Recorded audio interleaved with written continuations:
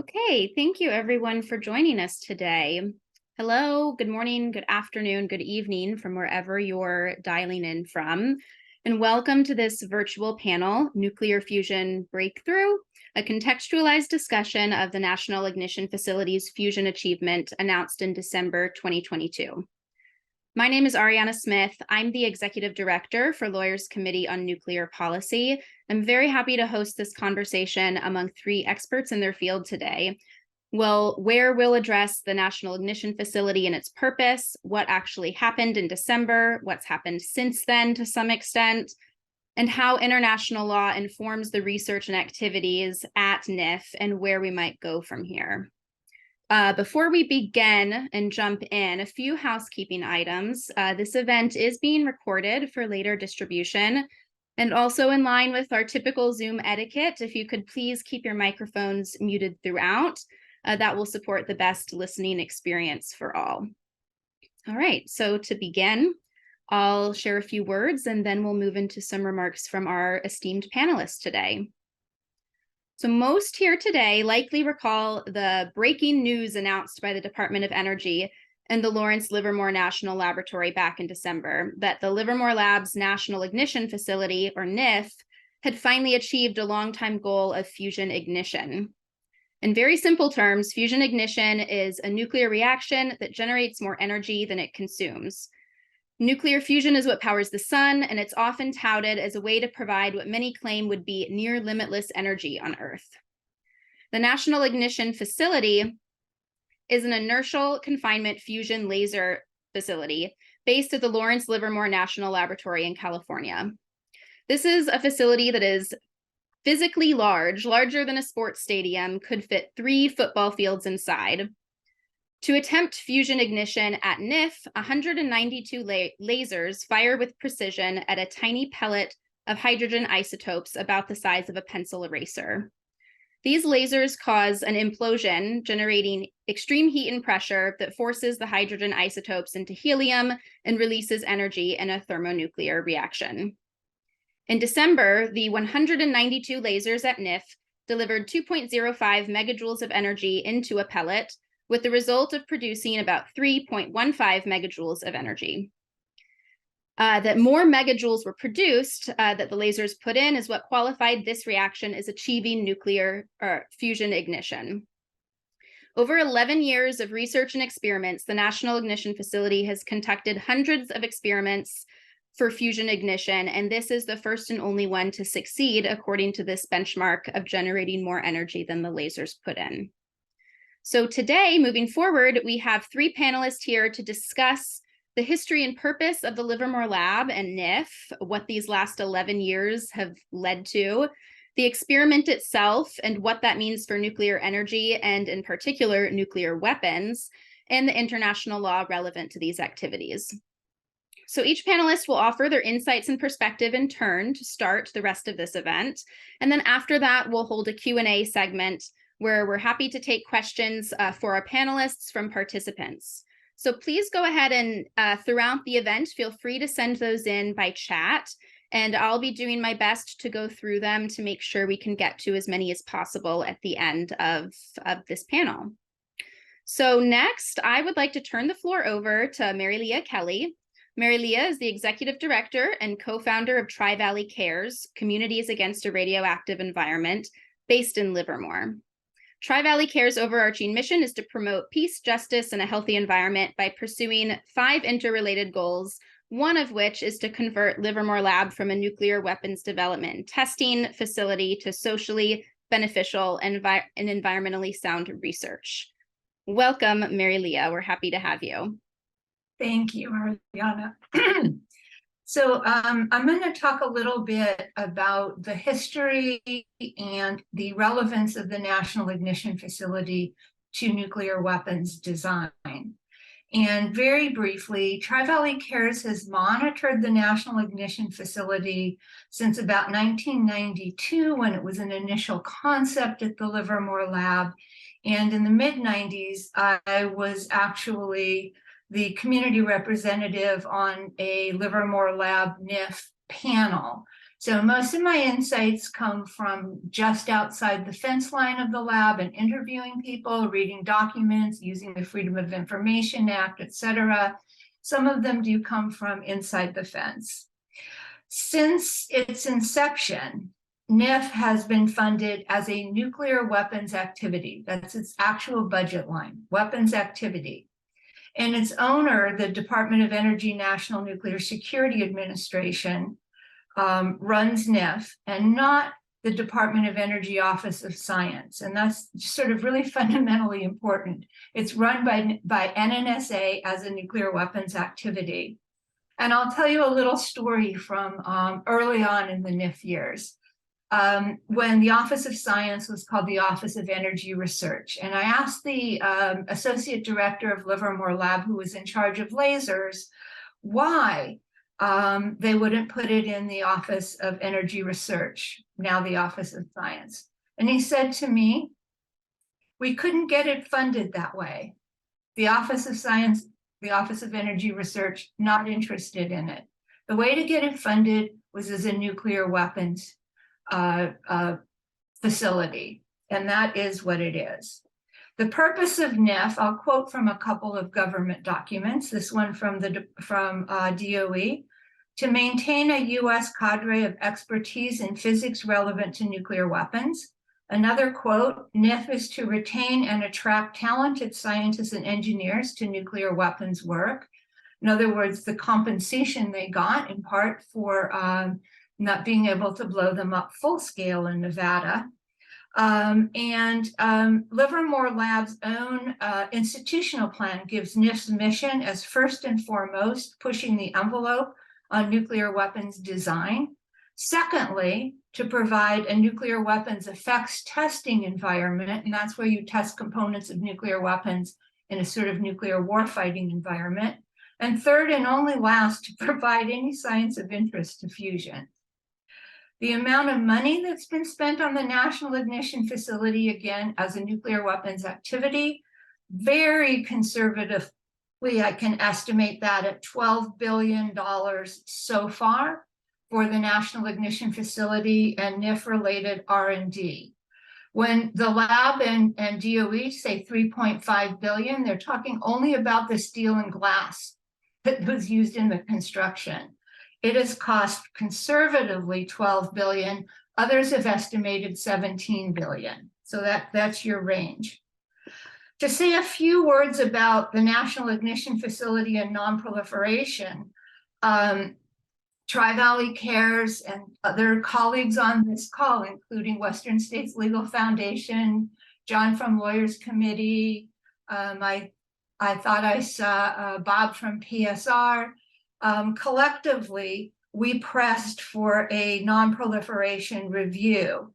And it very carefully, it was mostly written in the lab director's office, by the way, it was very carefully said that the risks, the proliferation risks could be made manageable. They exist, but they could be made manageable. And we brought up the issue of plutonium and discussed, it was discussed and stated that the National Ignition Facility would not use plutonium, and further that plutonium use would be one way that the US would judge the weapons proliferation of another country if it were to have an ICF laser like NIF and use plutonium in it. That's 1995, so please put a marker on that year. I'm going to jump ahead to 2014. There was a decision to use plutonium in NIF experiments. These experiments began in early 2015. The plan wasn't for a plutonium experiment. It's 10 to 12 per year in the first 10-year plan, which is still in effect. Some experiments were for plutonium equation of state, i.e. pushing it all the way up the phase diagram. But other of these plutonium experiments in NIF were directly to investigate the interface between the plutonium primary in a weapons design and the fusion secondary. This includes mix experiments, these are all very directly about nuclear weapons design. And I should say one thing about the hydrogen that's in the plain old experiments that don't use plutonium. It's a mix of radioactive hydrogen called tritium and deuterium. So I also need to tell you, as someone who lives in Livermore, that no internal target chamber that could effectively capture this plutonium debris is in place. So they began using plutonium-242 in place of plutonium-239. Still plutonium splattered around. Still people who have to go into that National Ignition Facility to do maintenance and cleaning. So I want to add a bit more about the nuclear weapons applications of NIF, and I realize I'm going fast, but I want to leave time for questions. I want to emphasize NIF's stated goal is training for weapons designers. I want to emphasize that the National Ignition Facility and inertial confinement fusion, which NIF is part of, reach the relevant energies, temperatures, and density at or near an exploding nuclear weapon, and that NIF is useful to nuclear weapons design without actually achieving fusion. It just needs to be really close to get those regimes of interest. And also, I would say that NIF has been used to make changes in at least one nuclear weapons code of which I'm aware. The former director of the associate director for lasers at lab told me that they had already made changes to the software at the heart of nuclear weapons design, i.e. the codes using NIF. And finally, I'll say as a note that a very famous, incredibly talented nuclear weapon designer who left that field and decried it, named Ted Taylor, was concerned about the pure fusion weapons knowledge that might be derived from NIF. And here I'll tell a short story. One of my favorite friends and physicists at Livermore Lab, Hugh DeWitt, said, I don't think that they'll be able to because they're not Ted Taylors. And I asked him, is your plan to never have someone as talented as Ted Taylor work at NIF? Again, the outer edge of the envelope of NIF's weapons design ability is dependent on the creativity of the experimenters, and it's a huge concern in terms of modifying nuclear weapons militarily, walking them away from what was fully tested in Nevada before 1992, when the US did nuclear testing full scale underground. We still do subcritical nuclear tests. And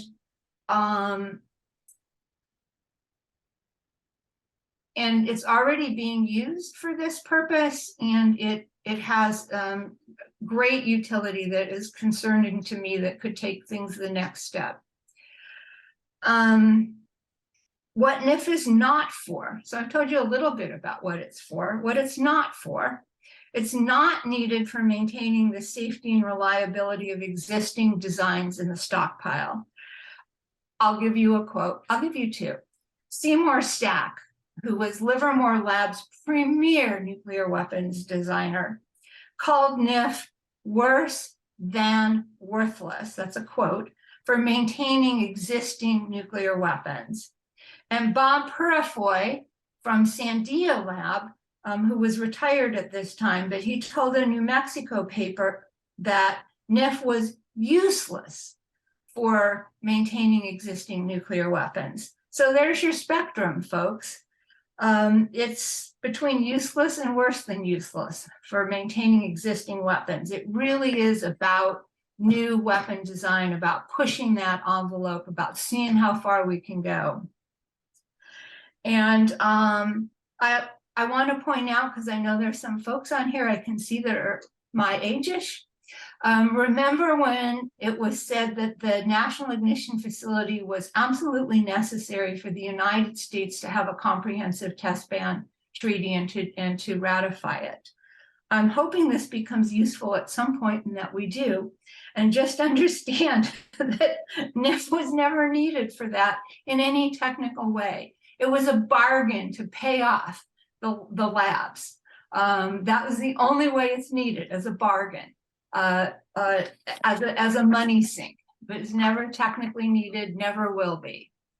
And I would argue that NIF is not essential to fusion energy research either. even if you're pro-nuclear fusion energy, which I'm not particularly, there are good reasons for that I don't have time to go into, but even if you're a fan, it will not be a laser-driven scheme that produces nuclear fusion energy for energy. And I'll say repeatability. I'll say one word, Ramana, and I'm hoping Ramana will be able to cover some of this in his presentation. But if time doesn't allow, or you have additional questions, please, any questions, put them in the chat. Remember them for the Q&A afterwards. That's where we'll know what you're interested in, and we can then follow there. I do want to end with a couple of recommendations. First, it's important for all of us to understand that the National Ignition Facility is for nuclear weapons. It is for nuclear weapons development and not for energy production. There is an incredible value in just talking to people and understanding what is hype versus what is reality. It's funded for nuclear weapons. It does nuclear weapons. That's its purpose. That's its mission.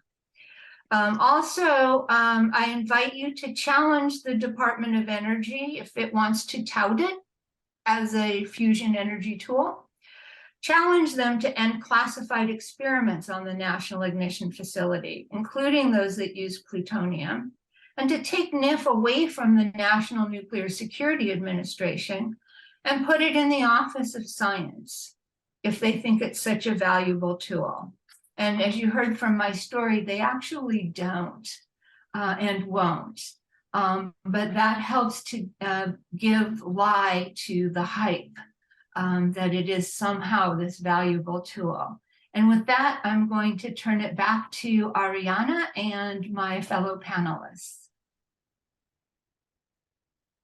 Thank you so much, Mary Leah. Fascinating to hear some of your insights after years being in touch with officials related to the lab and what their true perspective is on its utility.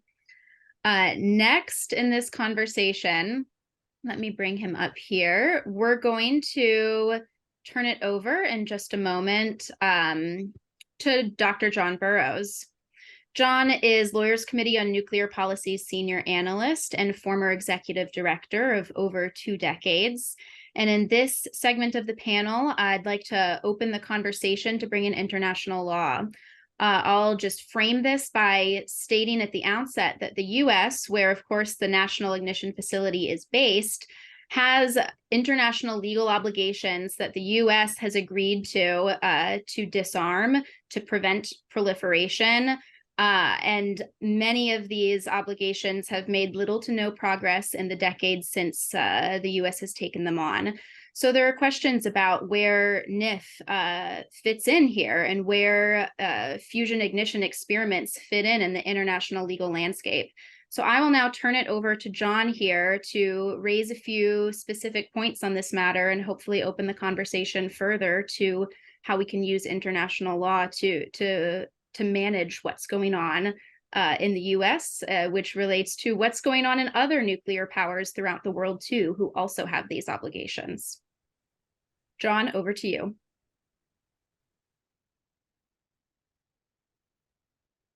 So thank you, Ariana, and thanks to Mary Leah for that great first presentation. Really lays a foundation for further discussion.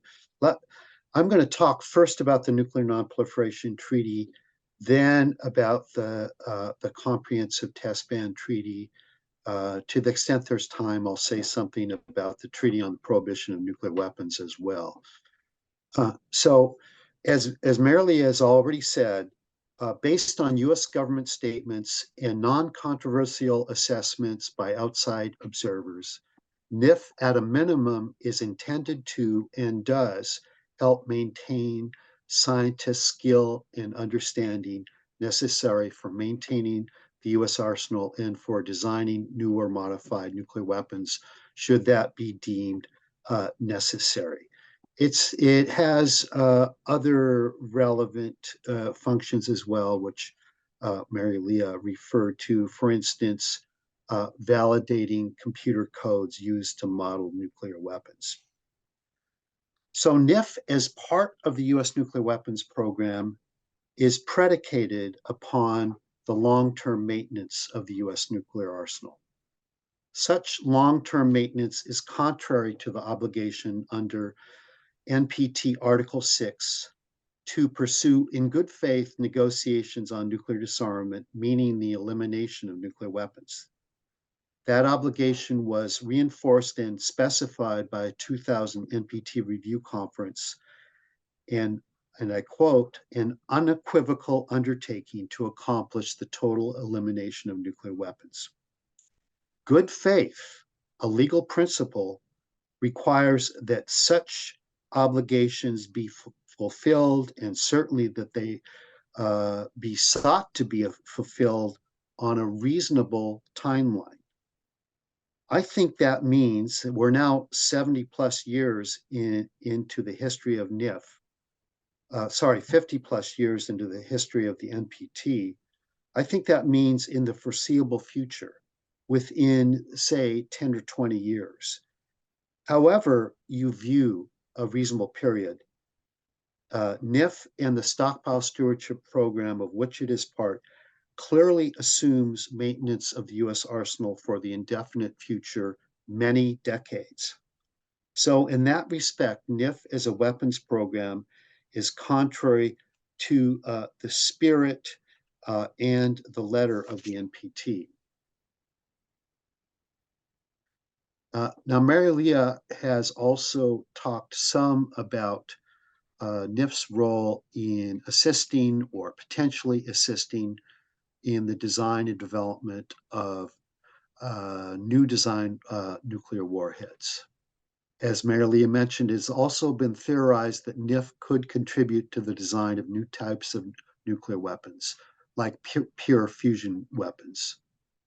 To the extent that NIF is used to such ends, that would run contrary to the NPT Article 6 obligation to negotiate the cessation of the nuclear arms race at an early date. What does this mean, early date? When the NPT was negotiated, it was assumed that the CTBT fissile materials cutoff would be negotiated fairly soon. And in those and other respects, the arms race would be brought to an end. But that has not been the actual history. And we are now well past the early date for the cessation of the nuclear arms race.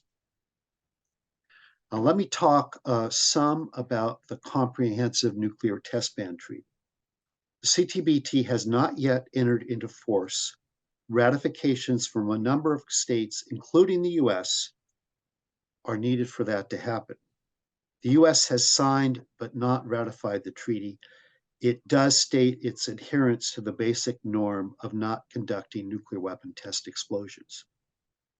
While not yet in force, the CTP nonetheless is an influential treaty with an active international body monitoring compliance with it.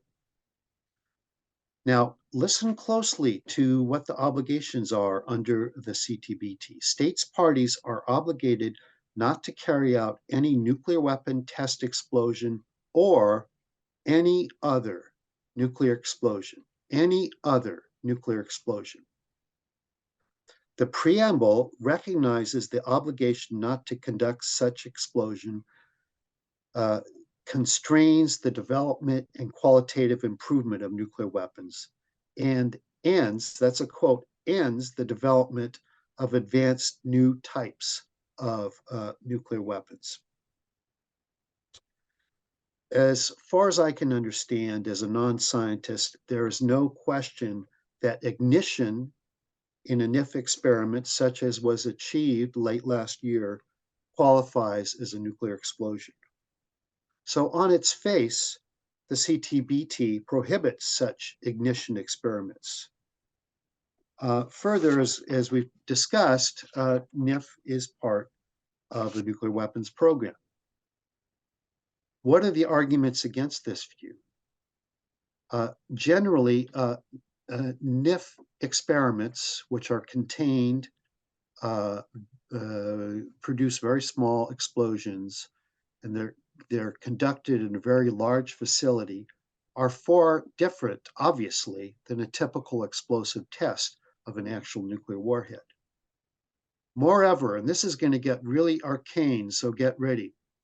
In the NPT context, in 1975, the US asserted that minuscule contained laser fusion explosions are not prohibited, including when carried out by a non-nuclear weapon state. And it was Switzerland that was the state in question. In this view, laser fusion technology is not considered a, quote, nuclear explosive device, since non-nuclear weapon states are prohibited from possessing such devices. The US has publicly, and really emphatically claimed that this exemption applies in the CTBT context. However, the CTBT prohibits nuclear testing, not the possession of nuclear explosive devices. Moreover, and obviously, the CTBT is a separate treaty. You can't, unless you're the US government, say, oh, we're just going to apply the statement we made in another treaty regime to this treaty regime.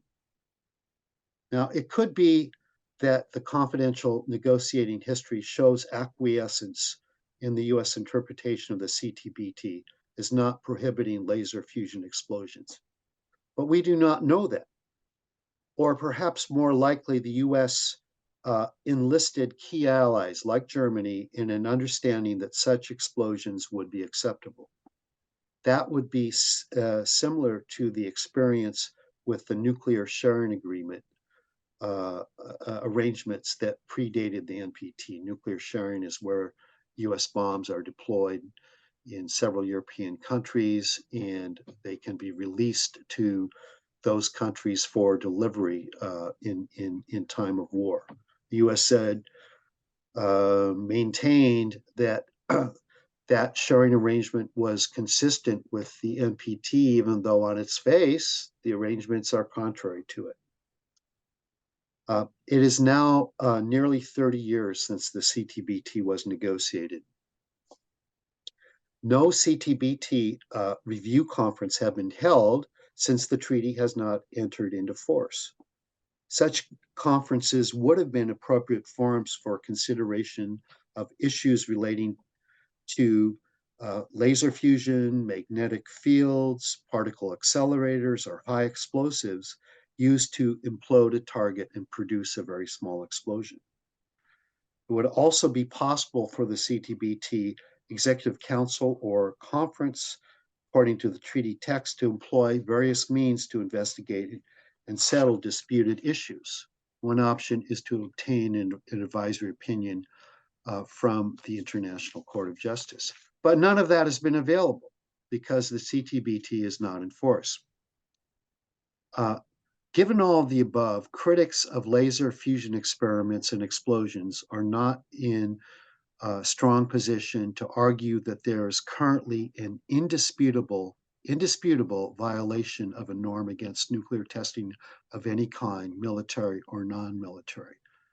The fact remains that NIF is part of a nuclear weapons program, which inevitably makes NIF experiments at least illegitimate, in my opinion, under the CTBT. How much more time do I have, Ariana? Okay, I will say something about the Treaty of the Prohibition of Nuclear Weapons. The US and other nuclear armed states are not party to the TPNW. They thus are not bound directly by the obligations set forth in the TPNW.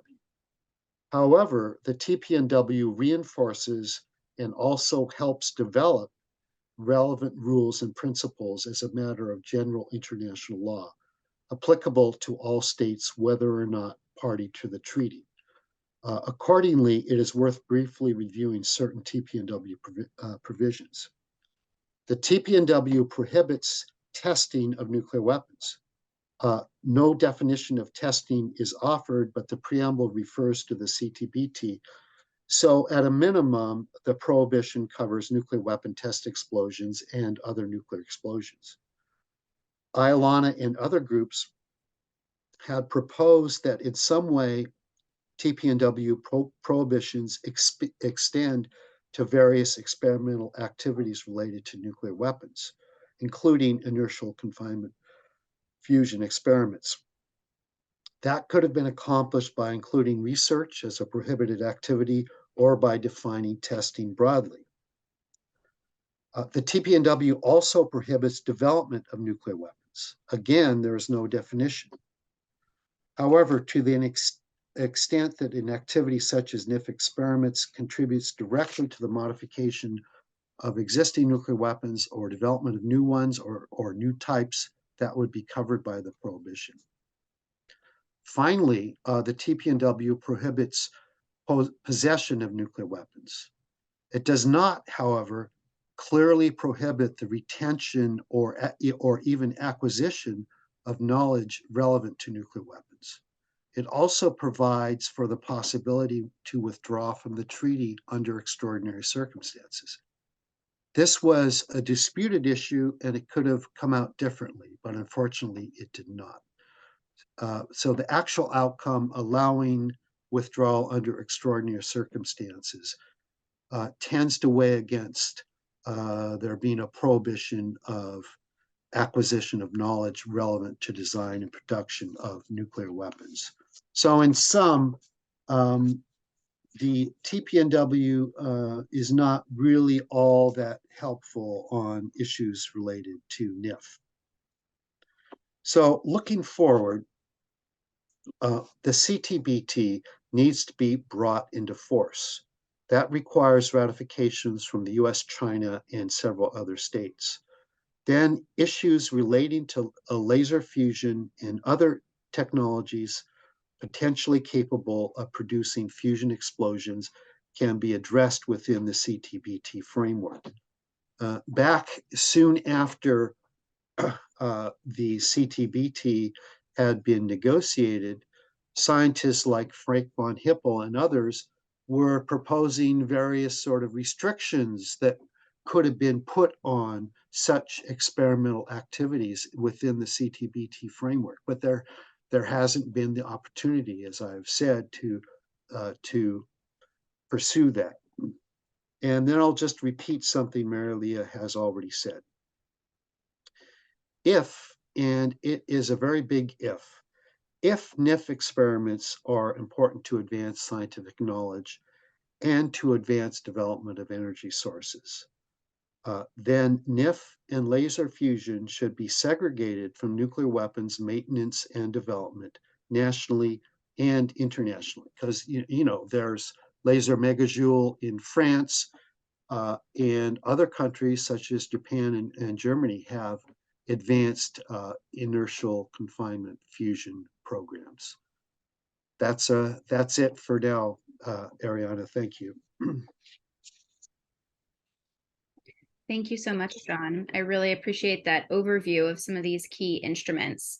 I'll just make one brief comment that related to the Treaty on the Prohibition of Nuclear Weapons that I think is important here, is that while it doesn't speak directly to NIF experimentation or perhaps offer a way to shift the focus of the purpose of NIF, I think it's important to recognize that the TPNW, which came into force just over 2 years ago, does offer, as you spoke to, John, a really important statement from a large group of non-nuclear weapon states in the world that we no longer accept the status quo. And in fact, many have been saying that for many decades, and the TPNW reinforces this.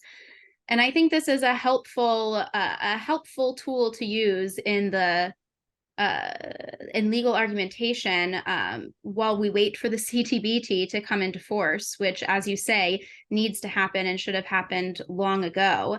Meanwhile, we have other non-nuclear weapon states coming in to say, do something, change something, we need to change the status quo. So we hope that this tool can add to our arguments for why the US, in this case, looking at NIF, needs to reconsider its nuclear weapons program, in particular, the modernization aspect of it, which NIF is clearly contributing to. Our final speaker on this panel today is Dr. M.V. Ramana. Ramana is a professor and Simons Chair in Disarmament, Global and Human Security at the School of Public Policy and Global Affairs at the University of British Columbia. He's also the graduate program director of the university's Master of Public Policy and Global Affairs program. So at this point, let me bring you up onto the screen. I turn it over to you, Ramana. Thank you, Ariana, for that generous introduction and for inviting me to speak in the first place. At the beginning of this panel, Ariana called Mary Leah and John and me experts. And I thought I should clarify that I don't really have much expertise in nuclear fusion. My PhD was in theoretical physics, but I've spent the last quarter century or more obsessing about nuclear weapons and nuclear fission energy. In the latter, I'm interested primarily in the policy questions surrounding nuclear fission energy, and especially whether it can help with dealing with the climate crisis. And it's from that perspective that I look at nuclear fusion. And indeed, my reasons to learn about fusion and comment on the technology, I've written a little bit about it, originate from my analysis of nuclear energy as a way to deal with climate change, and specifically identifying why nuclear fission technology is neither a feasible way to reduce emissions at the rate at which we need to do so, and why it's not a desirable way to do so, even if it's possible. So at that point, if I'm giving a talk about this, I'm often asked this question, what about nuclear fusion? And my way of addressing that question owes itself to how I understand nuclear fission technology and the history of its promises and failures. Okay, so with that sort of preamble, let me sort of get into the main points I want to make. So if you look at the announcement about the nuclear National Ignition Facility achieving ignition last year, the US Department of Energy foresaw two benefits. First was it would provide unprecedented capability to support the Stockpile Stewardship Program, and both Mary Leah and John have talked to that about the desirability of it and how much it actually does, and so on and so forth. And the second benefit it talked about was, and I quote, it will provide invaluable insights into the prospects of clean fusion energy, which would be a game changer for efforts to achieve a net zero carbon economy. And if you looked at the media coverage after that announcement, the media mistakenly, in my opinion, but perhaps expectedly, largely focused on the latter promise, the promise that this is going to somehow help get net zero carbon emissions. And many people, for example, US Senate Majority Leader Chuck Schumer hailed this by saying, we were on the precipice of a future no longer reliant on fossil fuels, but instead powered by new clean fusion energy. Now, this is not new, this kind of rah-rah praise to nuclear fusion energy. And in the last decade or so, there have been many similar announcements featuring what I would call breathless language about breakthroughs and milestones and advances. NIF itself has regularly provided these kind of statements, for example, in 2013, and the largest set of laboratories and commercial firms that are pursuing the idea of nuclear fusion have also put out such announcements. These kind of announcements have come not just from the United States, but from Germany, China, and the United Kingdom. And France, you can be sure, will put out a whole bunch of announcements once the International Thermonuclear Experimental Reactor, or ITER, starts operating. ITER is currently being built in Cadarache, France, at an estimated cost of somewhere between $25 billion to maybe as high as $65 billion, much higher than the original estimate of $5.6 billion. And these incredibly high costs also explain why such announcements are made in the first place. Without the excitement created by these hyped up statements, it would be impossible to get funded for the decades it takes to plan and build any of these. Conceptual design work on the ITER, for example, began in 1988. But this timescale of sort of construction pales in comparison with the time period to the first announcements about when nuclear fusion energy was going to be the future for humanity. The first that I have tracked down was in 1955, when the Indian physicist Homi Bhabha, who was the architect of India's nuclear energy energy and weapons program, told the first international conference on peaceful uses of atomic energy in Geneva, "I venture to predict that a method will be found for liberating fusion energy in a controlled manner within the next 2 decades." So in 1955, he was talking about the next 2 decades, which means by the 1970s. And he also went on to say, when that happens, the energy problems of the world will have been solved forever. Now, I also want to point out that he was talking about controlled fusion energy, in part because the world had just learned about uncontrolled fusion energy a few years before that, when the first hydrogen bomb tests were conducted. Anyway, so that was not the last prediction about the imminence of fusion power, and they have all been wrong at this point.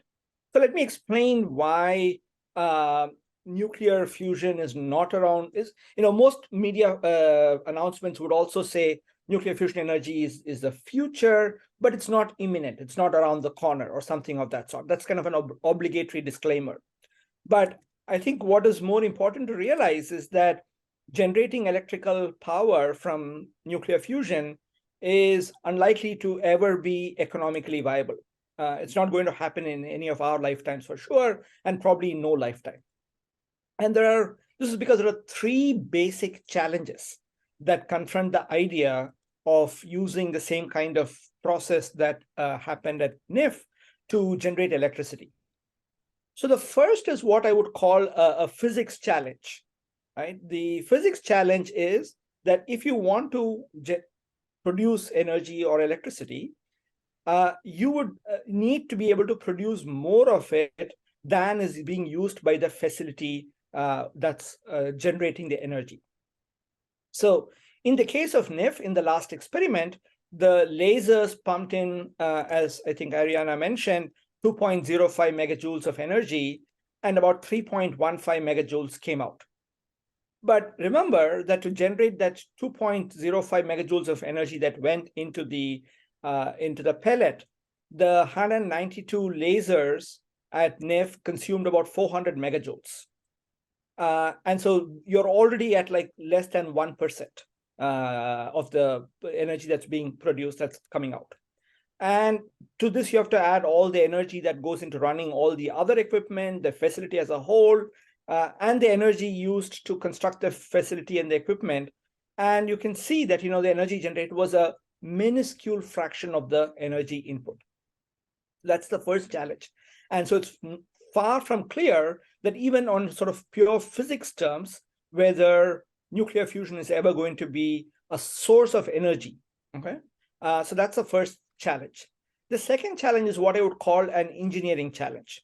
So remember, what's happening at NIF is that you've produced this small amount of energy over a very short period of time using a very complicated experimental setup, right? Now, what you would need if fusion were to become a source of electricity that we are using to power our computers or running our lights or the train lines or whatever it is that energy has to be produced essentially continuously, 24 hours a day, 365 days a year. Now, to do that, the fusion reaction that we saw at NIF should occur several times each second of the day, every day of the year, right? As of now, I think the lasers can fire maybe once a day at a single target, right? To move from that state to what is required will require an improvement by a factor of over 500,000, okay? And this is not just firing the laser, because once you fire the laser, each of these explosions will produce a large amount of debris, which would have to be cleared. And then a new pellet has to be placed with utmost precision at the very spot where the lasers can focus their beams. And all of this has to be done within a fraction of a second, a really small fraction of a second. There are also challenges with regard to the fuel used, a mixture of deuterium and tritium, two isotopes of hydrogen that Ariana mentioned. Tritium, which decays radioactively with a half-life of only 12 years, is very scarce. In fact, people would say that if ITER were to come on, it will use all the world's stockpiles of tritium. And this is why each gram of tritium costs over $30,000. And further, generating tritium in situ, which is inside any of these facilities, is an extremely difficult task. In NIF, it's probably not even possible. In magnetic confinement fusion, there are ways to do it, but it's actually very, very difficult. And so all of this are major engineering challenges before you can convert this little experiment into, it's a very big experiment, but it sort of produced a very little amount of energy into something that's a source of energy.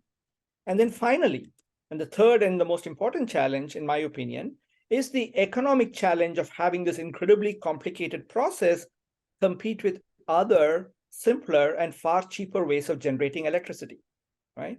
That's the challenge that nuclear fission energy completely failed. The most recent reactor that has been built in the United States at Vogtle cost over $35 billion. And it's going to be producing power that's extremely expensive. And if nuclear fission, which has already overcome the physics challenges and the engineering challenges, cannot meet the economic challenge, what is the chances of nuclear fusion doing the same? Right? That's the question we should be asking ourselves. Let me give you one example of the nature of the expense. I already mentioned the high cost of tritium, but think of the challenge of putting the pellet. So the pellet has to be engineered to extreme precision because otherwise the fusion process will not happen. And it's reported that the pellet used in the NIF experiment in last year reportedly cost over $100,000 to manufacture, right? And you need hundreds of thousands of these to be used to run a plant if it is going to be generating power in any kind of commercial fashion. How does that cost of manufacturing translate into the cost of electricity? Now, that pellet in that particular experiment generated 3.15 megajoules. That translates to around 0.3 kilowatt hours of electricity. If this heat were to be used to boil some water to drive a turbine, which is the way most fossil fuel plants and nuclear fission plants work. If you were to do that at $100,000 per pellet, this amount, that would mean that it would cost about $300 million per megawatt hour of electricity, which is around 10 million times more expensive than the cost of solar power. And this is just the cost of producing the pellet, right? I didn't talk about the lasers. I didn't talk about everything else, all the engineers that are being paid, the physicists that are being paid. None of that is included. Just the cost of the pellet will make the power will be about 10 million times more expensive than solar power today, right? And why is this a high cost? Because this is a very, very demanding process. right? This is the same problem with nuclear fission as well, but in fusion, it's amplified tens of thousands of times because you have to have these extreme quality requirements. If the quality fails, the fusion will not occur. In fact, in May of this year, Bloomberg News published an article that quoted Lawrence Livermore director Kim Budel saying that the lab has run 5 similar experiments since last year's announcement, but ignition had not been achieved again. This was what Mary Leah mentioned about the repeatability when she was talking. And one of the reasons, according to Budel, was that the quality of the carefully made capsules wasn't quite as high as the one used in December. Ergo, fusion will require expensive and very, very difficult to manufacture pellets, right? This is just one of the economic challenges. There are many more. And I think we can safely conclude that the odds of nuclear fusion generating electricity economically and reliably are minuscule. They're just not going to happen. And in the meanwhile, of course, we have all the challenges that running an experiment like nuclear, like NIF poses to nuclear disarmament that John and Mary Leah have talked about. But I'll just sort of end with saying, when the media pays all this attention to NIF and ignition and talks about it as a potential solution to climate change, it amounts to basically a distraction and a dangerous distraction at that. Right? The history of nuclear fusion that I sort of talked about is that it's not going to really produce cheap or reliable electricity to light bulbs or power computers anytime in any of our lifetimes. But nuclear fusion falls even more short when we consider how rapidly we need to be reducing our emissions.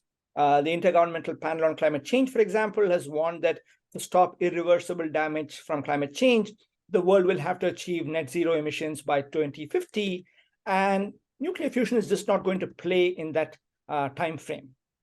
And so to spend billions of dollars on this technology that's sure to fail only amounts to diverting money and resources away from proven and safer renewable sources of energy as well as the associated technologies. So I would just say investment in research and development to fusion is bad news for the climate. Thank you.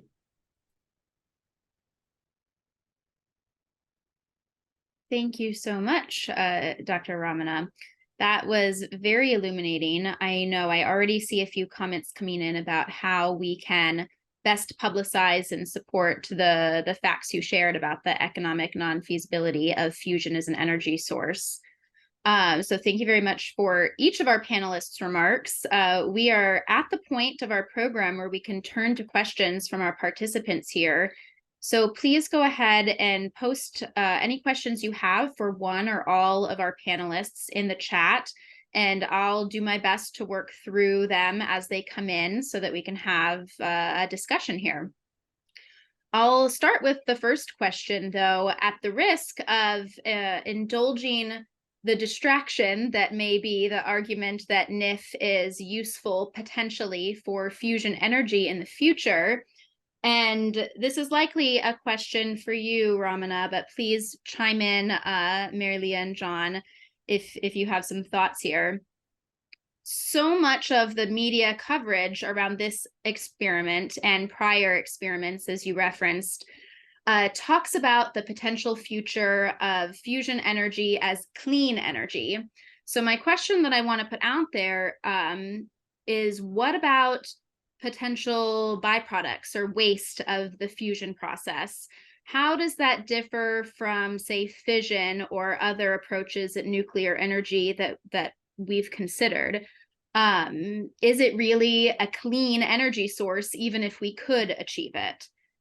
So first, I'll turn back to you, Dr. Ramana, and then please, Mary Leah or John, chime in. And then I'll just put one more call out there for any questions in the chat. I'd love for our participants to be able to participate. Yeah, I think, so in terms of waste, there's going to be relatively less amount of waste compared to nuclear fission, because that's the process with which we need to compare most. Nuclear fission, by its very nature, involves sort of a huge amount of materials absorbing neutrons and becoming radioactive and so on and so forth. To some extent, that is going to happen if you're going to do magnetic confinement fusion, that there will be some amount of radioactive waste that will be produced, but in terms of quantity, that's a lot less. And it's also possible that some of those waste products are not as long-lived in terms of the radioactive half-lives as compared to the kind of waste that are produced in nuclear fission reactors. That said, I think the idea that, clean today is primarily focused on just carbon, right? If something does not produce carbon, then it's considered to be clean. And that's how the media is trying to sort of frame the discussion. And I think we should try to get away from that, because I think many of these technologies, including renewables for that matter, do sort of have an impact on the environment. And we should not be sort of neglecting all of those things and have this kind of tunnel vision completely focused on carbon.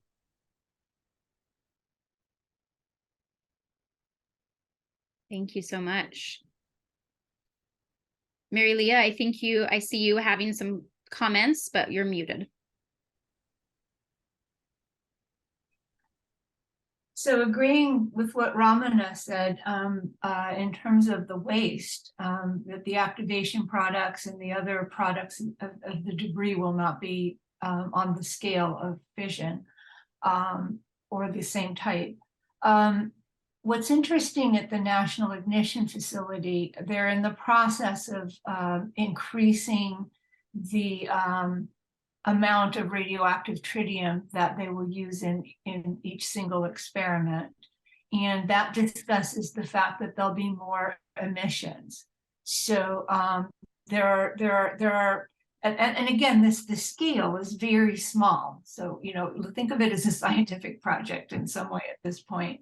If you scale up, there's the question, there really still is the question of emissions. And also when they put forward the plan to use plutonium-242, at least to begin with that isotope of plutonium in the plutonium experiments at NIF, they discussed how there might be emissions that are above the allowable limits. So a lot more analysis needs to be done before we start declaring, safe, clean, and too cheap to meter, which I'm old enough to remember was the hype for fission energy.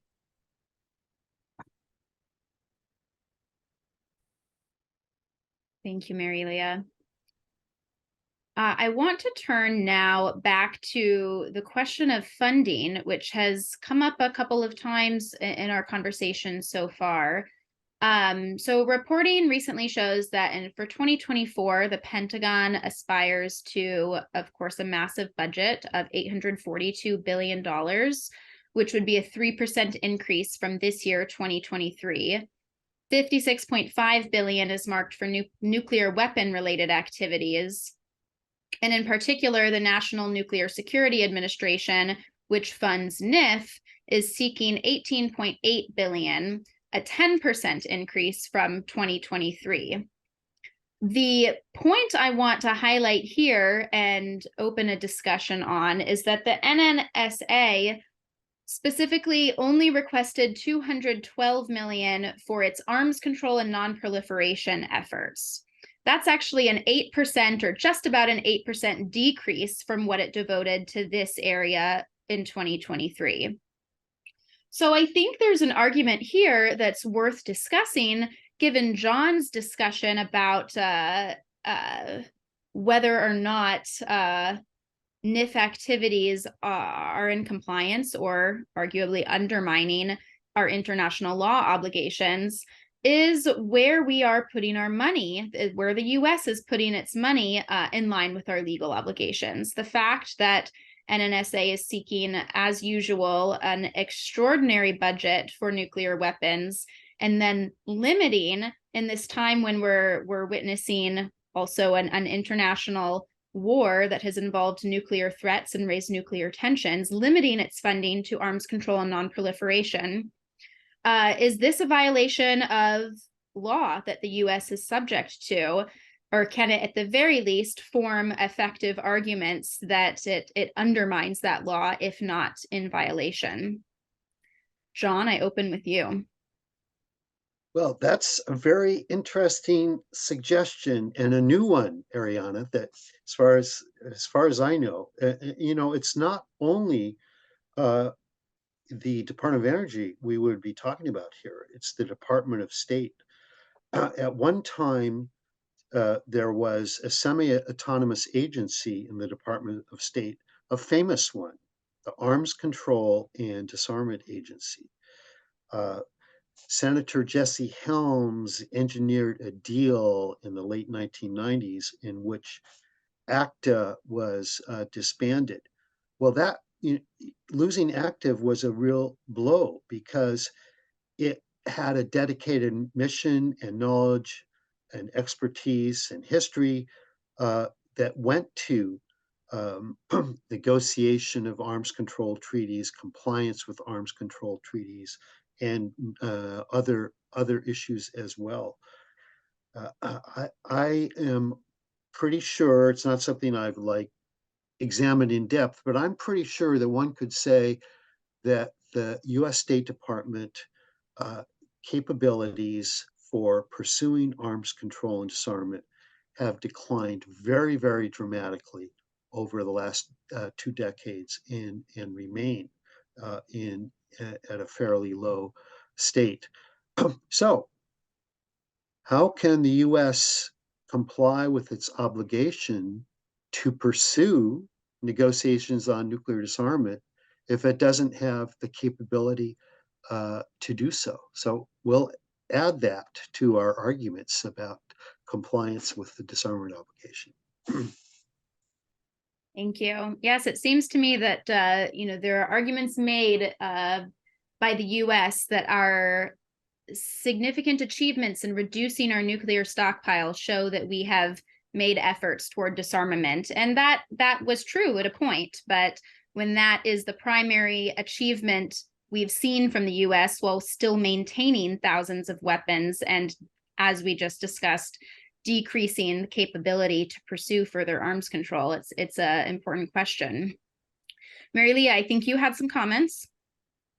I'll add a couple of things to the mix. First, John, I was rereading the 1995 Non-Proliferation Review of NIF in preparation for this. And there's a positive obligation there that Livermore Laboratory is going to publish an open list of experiments. That has never happened. So all of the transparency measures that were supposed to create the non-proliferation risk being quote unquote manageable have gone by the wayside. They are using plutonium. They've never done the transparency measers. So I think there's a really good argument there, and I'm looking for some ways to go back to that and demand such a publication. In terms of NIF and nuclear weapons and the budget as well as disarmament obligations, I want to just put on the table that the United States is developing a new warhead, the W87-1, that is going to have all new components for the first time since the end of the Cold War. And Livermore Lab is developing that warhead. And then after it, they're planning a W93, which will be a fully new design, as they call it. So they have one and now a second new warhead. They're walking really far away from anything that we have in the stockpile that was fully tested in Nevada before nuclear testing full scale ended in 1992. And so we are in that era of new and modified nuclear weapons. And NIF is making a contribution. It's hard to draw a direct line, but when NIF is used to modify the nuclear weapons codes, they are at the heart of what's being used to develop new and modified nuclear weapons. So there's a direct line there. When NIF has classified experiments and when it uses plutonium in experiments, that's again relevant to nuclear weapons development. So if NIF wants to be a science, facility, again, they need to forego classified experiments. They need to forego things like plutonium in the NIF. They need to actually, honestly, have transparency measures. And they need to take it away from the National Nuclear Security Administration, whose job it is to design and develop new warheads. It's clearly used for that, and give it to the Office of Science within the Department of Energy, if not another agency altogether. And then we can have a webinar and we can debate its scientific utility and whether, the science is exciting or whether it isn't, or, but right now, that's really overshadowed by the fact that it's a nuclear weapon development tool and program. Yes, I think this is the important point from this conversation today, certainly, and your call for transparency is crucial as well. I think, turning to one of the questions in the chat here from Vernon Brechen, going back to, or stepping away from looking at the reality that NIF is being used to modernize and develop new types of weapons. Vernon says that NIF was expected to achieve a break-even nuclear fusion experiment by 2012. It failed by a factor of more than 100 back then. It took a decade of tweaking of the NIF and the targets to create this so-called breakthrough reaction. The question is there any evidence that NIF's stated goal of ensuring the safety and reliability of the current U.S. nuclear stockpile was affected by NIF's early failure to meet its original goal over a decade ago? I open that to any of you. Okay, I'll start it, which is that I'm going to go back to two quotes from nuclear weapons guys. One at Livermore, Seymour Sack, who said NIF was worse than useless for maintaining the existing safety and reliability of the existing nuclear weapons stockpile. And then Bob Purifoy of Sandia in Albuquerque, who simply called it worthless. That is not actually what NIF can do. So the fact that it didn't achieve ignition in no way impeded the United States from the things that it does do, from the stockpile surveillance program, from taking them apart, looking at them, doing computer simulations. All of that happened. All of that effectively maintained the safety and reliability of the existing nuclear weapons stockpile. Everything that we're talking about with NIF is all about new and modified nuclear weapons, maintaining that design expertise, pushing and maintaining it by pushing the envelope. That's an important point. And in terms of NIF's utility to that, it only needed, NIF with ignition can do even more nuclear weapons development work, but NIF close to ignition can do plenty. And so it's a matter of the energy, temperature, and density regime that it can reach. So in that sense, it has been used in design and development activities. It has been used to train new nuclear weapons designers and to excite them and to push the envelope in that area. But that's separate from maintaining the existing designs, which has been going on by other means and continues to do so.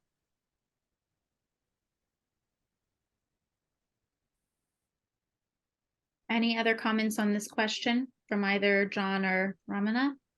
And hi, Vern. Hi, Marilia. I'd like then to turn to one more question before we head into the closing from Jackie Cabasso of Western States Legal Foundation. And she has put in the chat here, if the CTBT is ever to be ratified by the US Senate, how can we avoid a repeat of the debacle around the 1996 Senate vote that created and funded the Stockpile Stewardship Program, of which NIF is part, while declining to ratify the CTBT?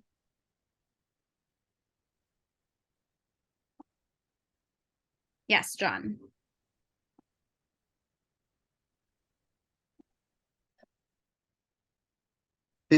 Within the US government, perhaps within the country generally, but in the US government, there is a very transactional approach to policies and programs. What deal can you make in order to put in place the particular thing you want to accomplish? And, just as a side point, there can be trade-offs between things that are not related at all, but it's part of the bargaining. It's a very transactional approach. Well, I don't think this is a good thing in general, but it is definitely not a good thing when it comes to something that has such profound implications, morally, legally, for future generations, you name it, like nuclear weapons.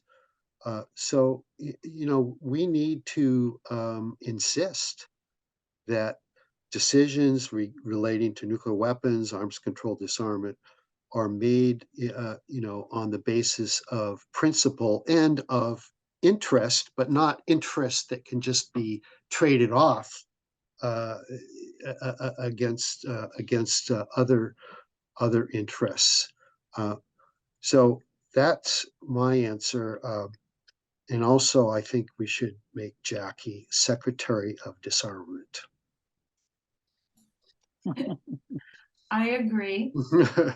I want to say thanks for bringing cats into this discussion, Jackie, and the discussion of the difference between curatorship and stewardship. And one subtle thing in my quotes is they're talking about maintaining the nuclear weapons designers. That's what so-called stockpile stewardship is about. It's about the stewards. It's about maintaining the designers, not about the stockpile.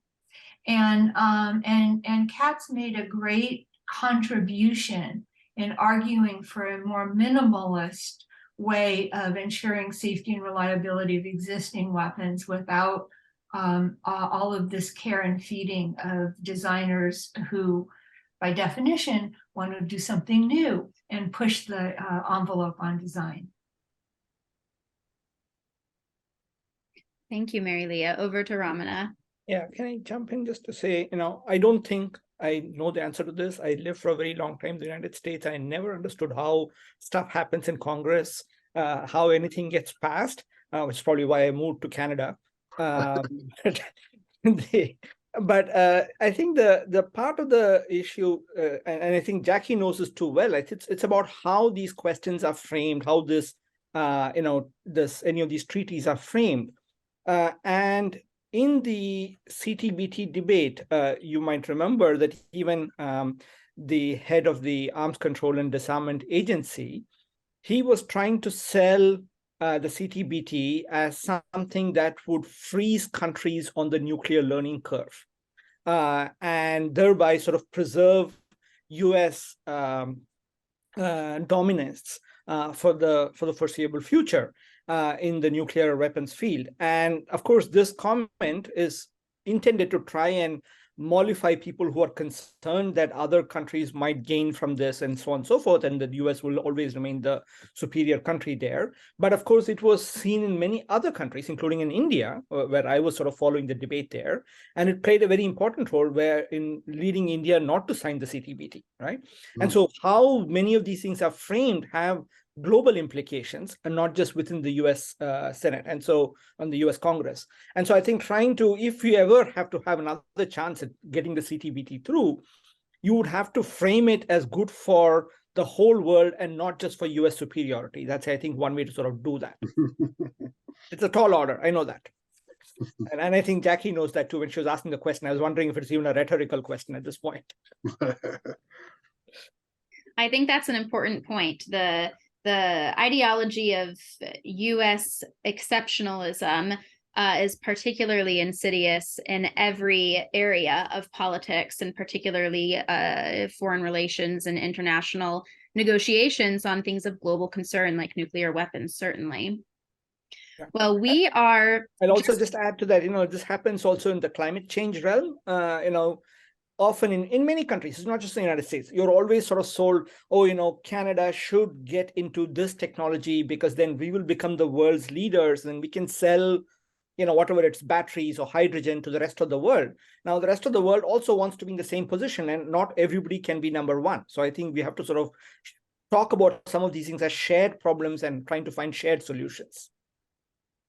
Absolutely. I agree. That's critical. We have pretty much come to time.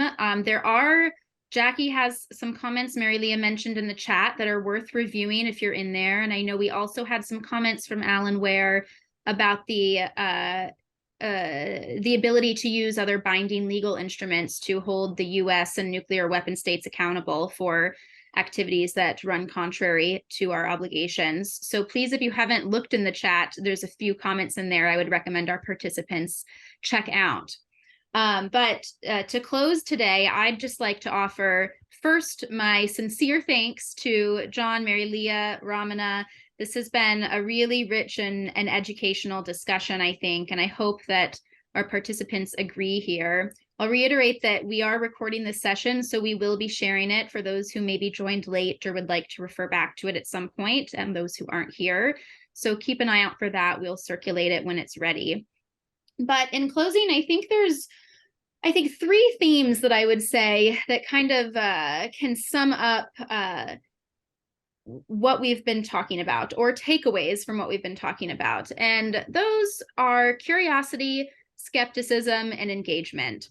And to me, the idea of curiosity is that we need to stay engaged and maintain attention to NIF, US funding for nuclear weapons and nuclear experimentation, the whole program. Pay attention to developments in fusion ignition and how they're framed, and whether that is the full picture of what they're being used for. And that parallels ongoing conversations in a realm and other realms about advancing technologies and how those can or are being applied to nuclear weapons.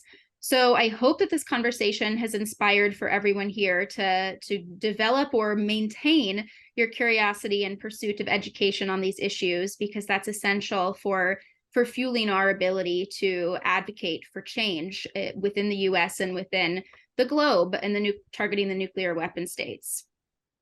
On skepticism, I think we've heard a lot here about how the NIF experiment in December in particular was framed, and how there's a lot more to that, not only in terms of the purpose of NIF and the purpose of this experiment being to bolster nuclear weapons program and not necessarily to create a clean, limitless source of energy for us, but also skepticism about other essential facts that would make the purpose of these experiments worthwhile, or the purpose of these claims that it can be used for energy worthwhile.